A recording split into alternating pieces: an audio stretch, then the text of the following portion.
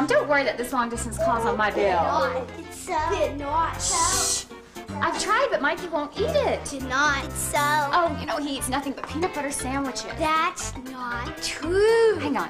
What's the problem here? Kara said some guy named Paul Bunyan ate 16 cows for lunch. That's what my teacher said. Trish, I fixed it. I just have this one small piece left over. Yeah, that's nice.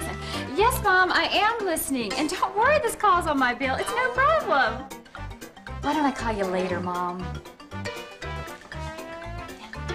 What's in the pot?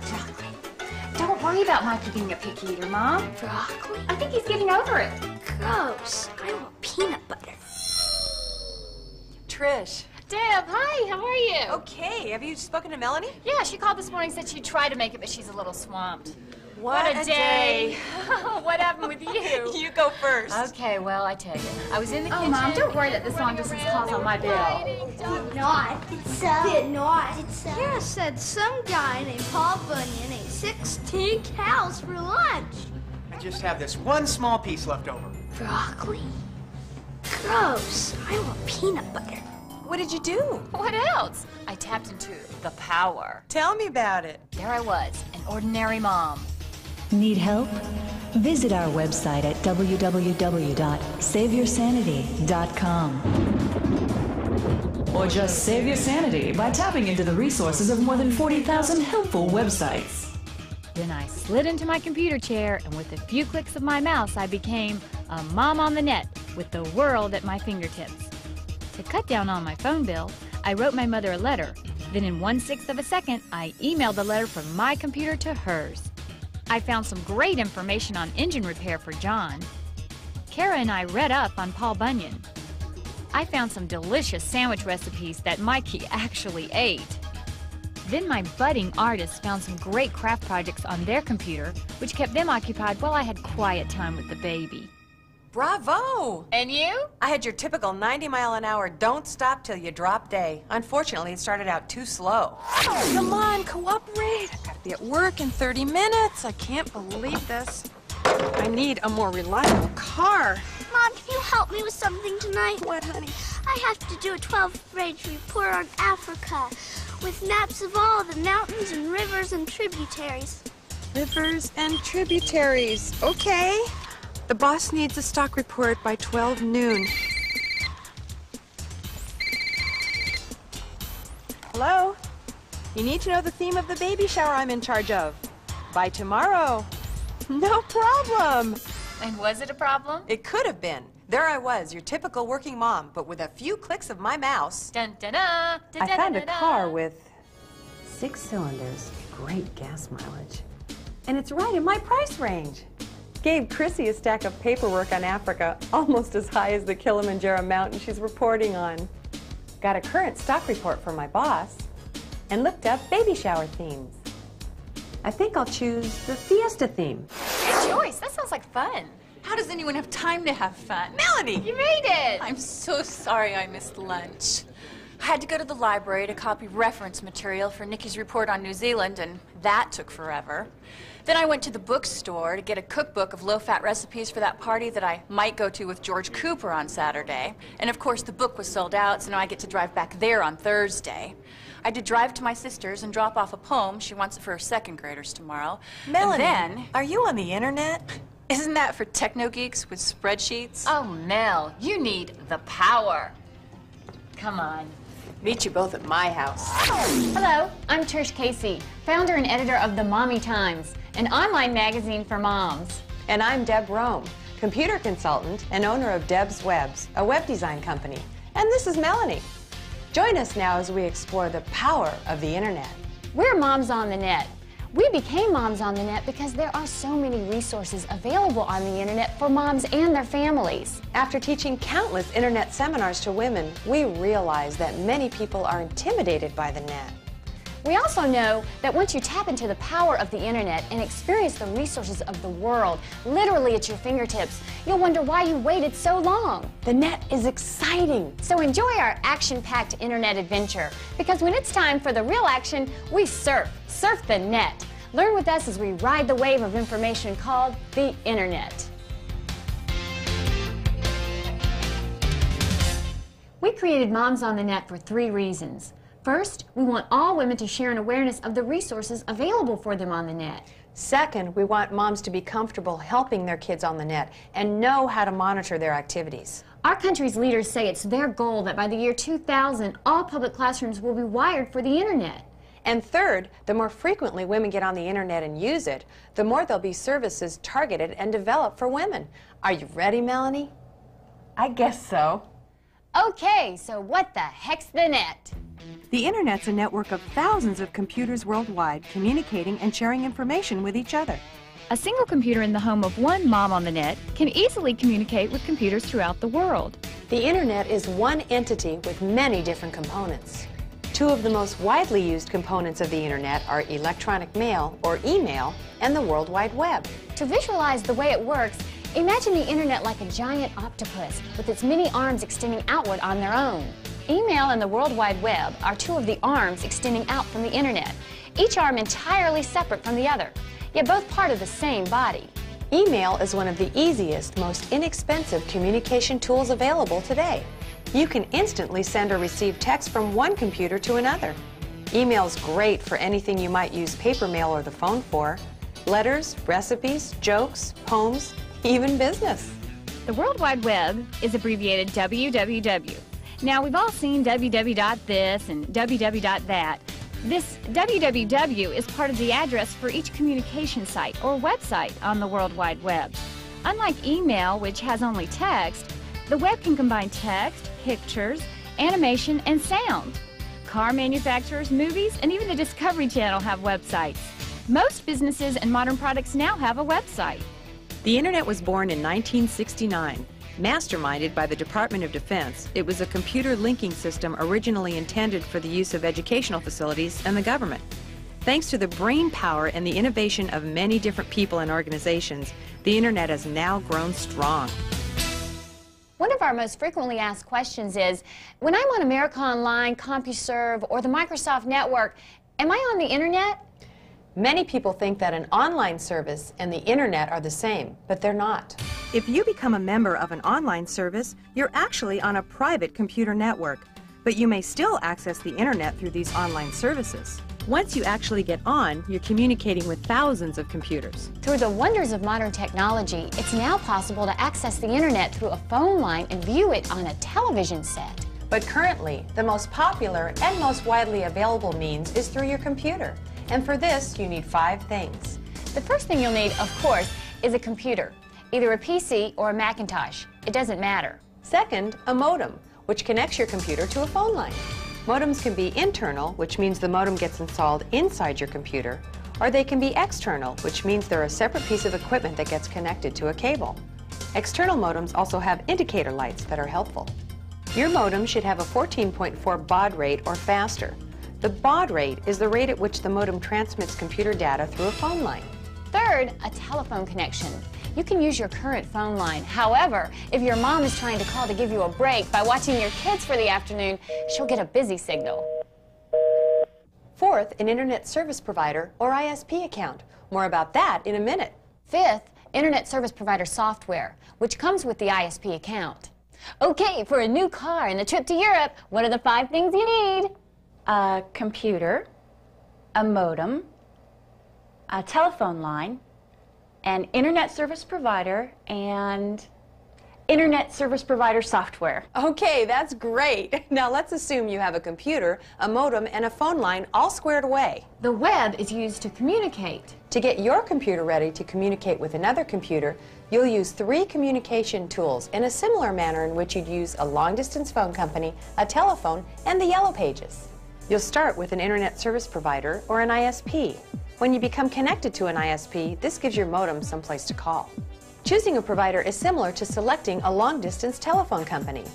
These providers charge by the month and give unlimited access to the internet. No matter which ISP you choose, you can always access other computers served by different ISPs. It's kind of like making a long-distance phone call to a friend who may subscribe to a different long-distance carrier than you do. There are 2 different kinds of providers. One that connects you directly to the internet for a monthly flat fee, and the other that provides additional services and features, but may charge you by the hour to access the internet. Your ISP should provide you with a local phone number to dial into the internet and a personal email address. The second communication tool you'll use is software. You'll need certain software installed on your computer so you can navigate the web. The word software means a program that gets installed on your computer which acts as an interpreter, converting a computer code into easily readable text, pictures, and animation that you can see. Installing software on your computer is kind of like putting a brain into the body of your computer. The software used to navigate the web is called a browser. The browser will allow you to physically look at or browse through sites on the web. The browser is like the telephone. It's the tool that provides direct access to the website that you're interested in. The two most popular browser products are the Netscape Navigator and Microsoft Explorer. The third communication tool is called a search engine. The search engine is like the Yellow Pages.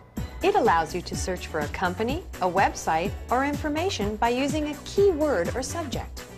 Okay, to win a 24-hour shopping spree and relaxing foot massage, name the 3 communication tools that are similar to a long-distance phone company, the telephone, and the Yellow Pages.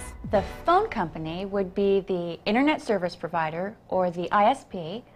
The phone would be the browser, and the Yellow Pages would be the search engine. You got it! Okay, now, Trish mentioned www.this and www.that. Let's www.explain it.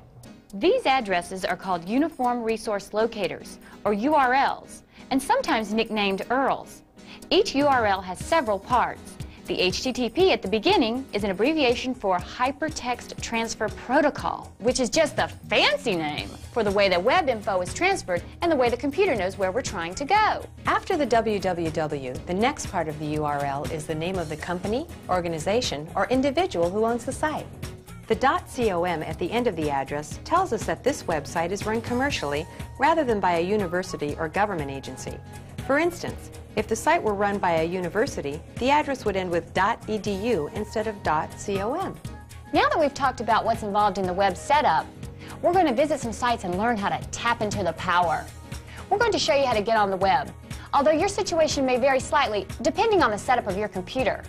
This is the Mommy Times website. What you're seeing now is what's called the home page of the website.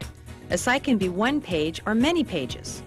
A home page has text to give you information, pictures and animations called graphics to make it appealing to the eye, and may have multimedia such as audio and video. Essentially, the home page is the entryway or front door to the website.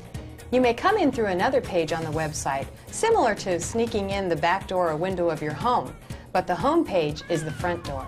Many sites have links that connect web pages or websites on 2 different computers. You simply click on the link and automatically connect, as with this Moms on the Net link. When exploring a website, the arrow from your mouse will automatically transform into a pointing hand when it contacts a link. Links you've already visited will change color. Okay, we know that the URL for the Mommy Times is www.mommytimes.com, but you won't always know what the URL is for the information you're trying to find. Could you use a search engine? Definitely. And the best way to find a search engine is to click on the search button at the top of your browser. Several popular search engine choices appear. Click on the one you want to use and type in a word or phrase that you'd like to look up. Then click the button to the right of your entry to start the search. Melanie, come here. You are going to love this. Let's type in one of my favorite things. How about flowers? Whoa, look at all those flower sites. Can you believe it? Melanie, why don't you pick one? How about this one? Flower Link? Then we can go to any of these websites by clicking on one of these links. You can access company news, explore countless topics, and many of these sites even have order forms so you can order products directly. You can use a credit card, which makes shopping on the net very convenient. Although, you know, some people have expressed some concern about doing this. Credit card numbers are coded when passing through the internet, then protected by a security system called a firewall.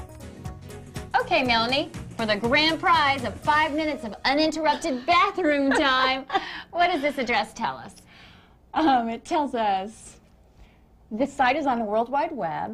The owner of the site is Flower Link, and it's a commercial site. All right, you go, girl. And if you ever want to go back to the home page, if you get lost or need to return to something you've seen earlier, click the back button. You can also click the forward button to move through your pages. With all the great information on the web, you're sure to find websites you'll want to refer back to again and again. You can do this by bookmarking a specific address or site. Simply go to the top of your computer screen to add bookmarks and click. You'll be able to return to that site instantly anytime. And that's about it for the web. Let's move on to the wonders of email. Remember that the web and email are two separate arms on the internet. So, we're going to switch from the web to email now. Email is the most widely used internet feature.